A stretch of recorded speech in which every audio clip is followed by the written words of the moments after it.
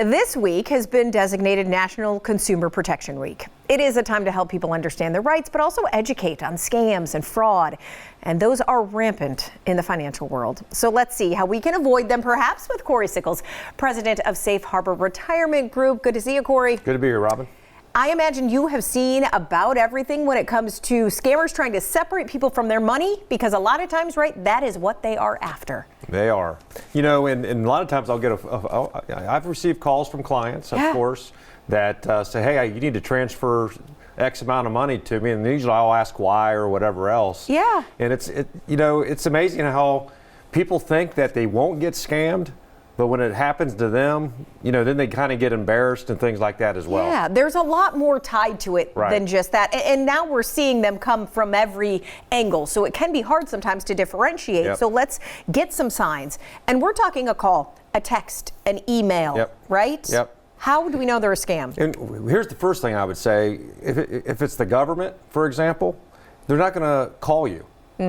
Usually, the only time they would call you is if you called them. They might be returning the call. So if you're getting something from the FTC or the government, I actually got one a few weeks ago from the sheriff department because I didn't show up for jury duty.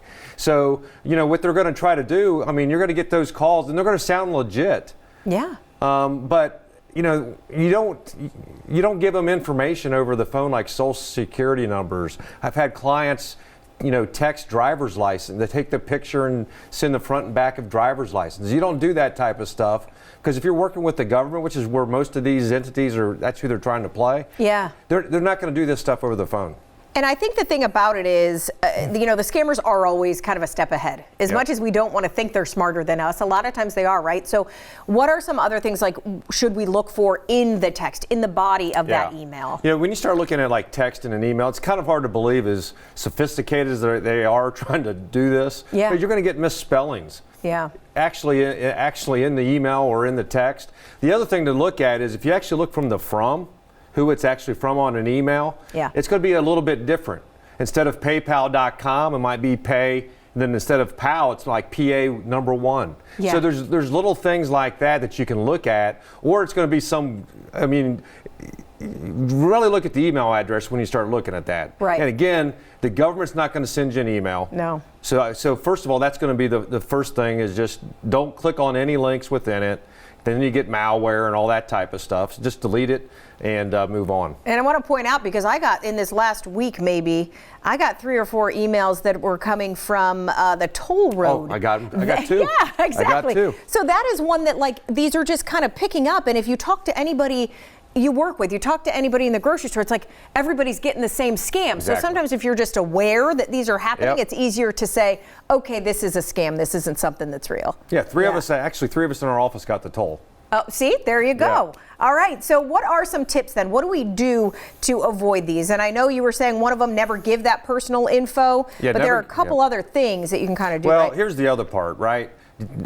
Here's what I would actually say. Do you actually think the Social Security Department, if that's who's actually threatening you right now, is going to take a gift card or crypto in order to get paid? Yeah, exactly. Right? So what they're going to want to do is they're going to make something where you have to do something now.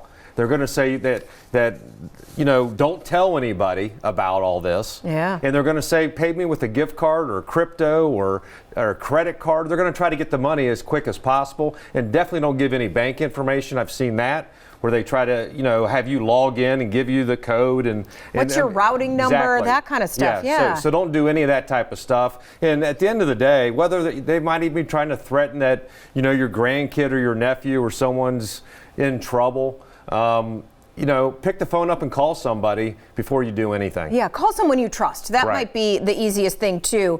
And then I know you had one other tip, because to protect viewers that you think people should take heed of, right? Yeah, so the last thing I would probably say is this. As you age, and I think it's more and more important that you're not going out and applying for credit every day. Right. Right?